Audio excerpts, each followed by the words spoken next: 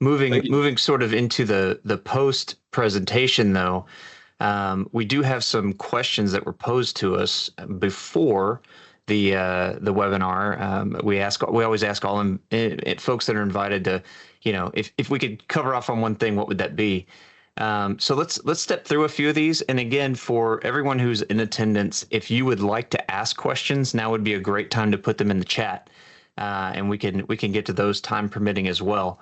But let's just kind of start here and go through a few of these. So one of our attendees wanted to know how long they should expect data protection and compliance deployment to last. So what's the how do you book in this from a time perspective? So, that's a good question, right?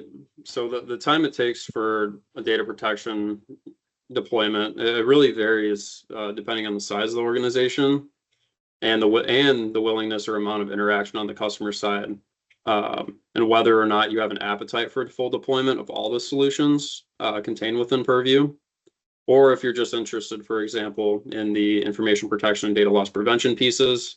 Um, this is something that AIT would be able to assist with in scoping the solutions that we deem fit based on your organization's specific requirements and give a time estimate based on that. Um, so it's really, do you want the full pie? Do you want just a couple pieces of the pie? How big is your org?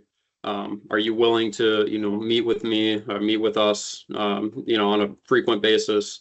To move this thing along. There's a lot of working parts there. So, but yeah, Got it. So yeah, just kind of going back to what I was saying about this consultative approach, it's really a matter of tailoring each of these to each business's specific needs and coming up with a timeline and expectation after we've had that conversation. So yeah, it can vary, but it is an area we have expertise to help uh, outline what the most impactful part of the deployments would be and help shepherd that along for our customers. Um, absolutely. so moving on to the next one here. So what do you find is the best way to position this type of initiative with senior executives to obtain funding? So I know Mhm. businesses are always sensitive to to what is the ROI, what is the so very similar to the other question here. What do we need to do as folks who are concerned about potential data exfiltration to sell it to the business, right? Absolutely. So, as far as that question's concerned, um, I would typically articulate how the initiative addresses specific pain points that the senior execs are concerned with, such as maybe compliance risks, data breaches, or operational inefficiencies, and link the initiative to strategic goals that support broader business objectives like enhancing customer trust or enabling data-driven decision making. I mean, we can provide a cost-benefit analysis that includes both quantitative and qualitative benefits. For example, detailing how Purview uh, can reduce costs associated with data breaches, compliance failures, and manual data management efforts compared to using Purview. And it's also, I just wanted to note, it's important uh, to note that, not to position this as an IT investment, but as a strategic move with substantial business value. So that's the main point to get across, I would say. Um, Yeah, and I think kind of another question that's in that same vein then, is about it not just being IT, it transcends IT. What other departments do you think are expected to be involved in a deal or a Purview deployment initiative? I know we've yeah. talked in the past about potentially Mhm. interviewing business units in different parts of the business to really understand the data before we can classify. How encompassing of our customer staff is a Purview deployment?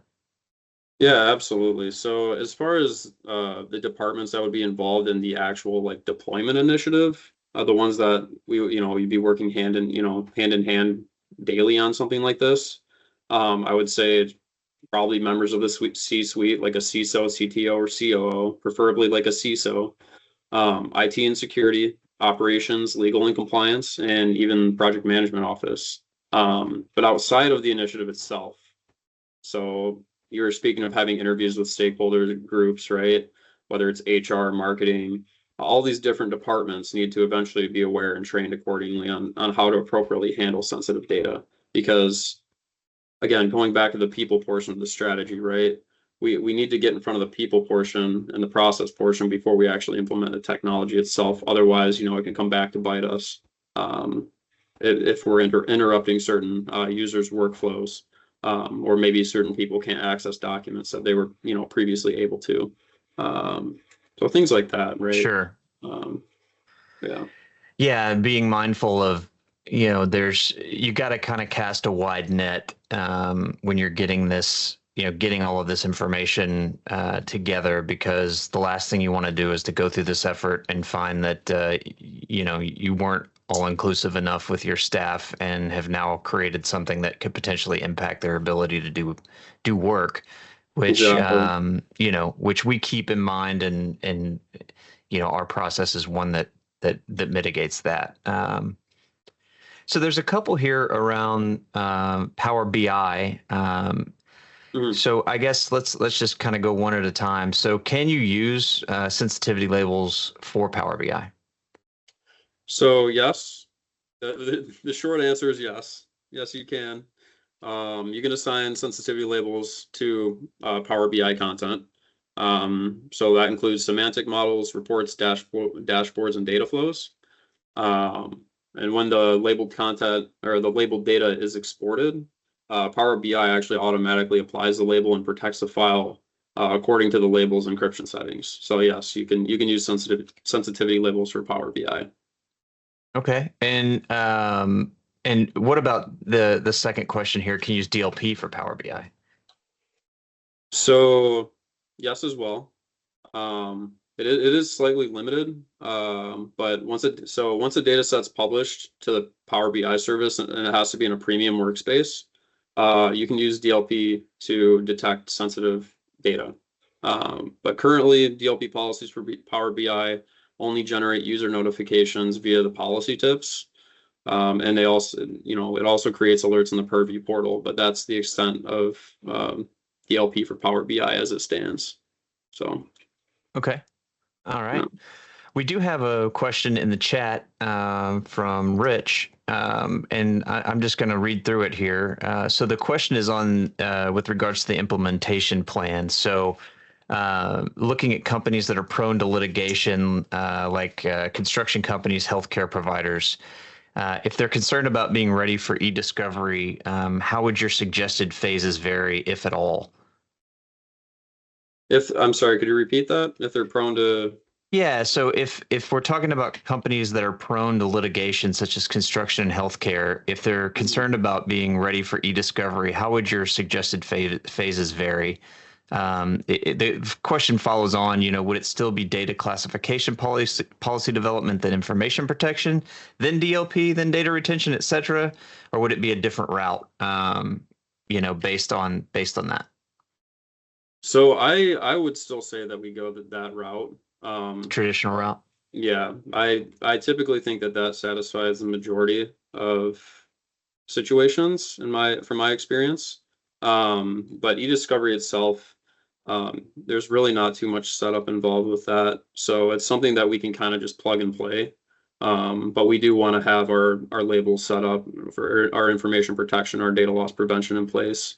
Um, I would say before, getting into that. So Gotcha. Yeah. Okay. I mean, that's sort of the value that we're bringing to the mix here as a company that's now operating in the DLP space is, being able to have the best practices knowledge to outline how to deploy this stuff, but then also be able to, pivot as needed for each customer specific deployment. So, it's a good question of if we would modify the order in which we did the work, but I think that question and the answer to that question really come down to understanding the unique situation the customer may be in. So, our yeah, default is going to be to follow the prescribed right. process that we have, and then, if we need to deviate from that, we certainly can. Yeah, Whatever makes the absolutely. most sense. Yeah. Yep, that's exactly what I was going to say, Bush. Just kind of building off of that, right? if there's a customer has requirements where they don't want the full soup to nuts and they just want a certain solution, that's totally fine too, right? Just knowing that these are best practices, they're best practices for a reason. This is kind of the default baseline, how I would go about doing it. Mm-hmm. Um, uh, full as far as a full scale deployment, but we can always like kind of nitpick at certain solutions if you're interested. Maybe you just want retention labels, right? So then we can go in and just do our, data lifecycle management piece. Um, and maybe you just want to label your data with sensitivity labels, right? Which is, let me distinguish that that's different than retention labels.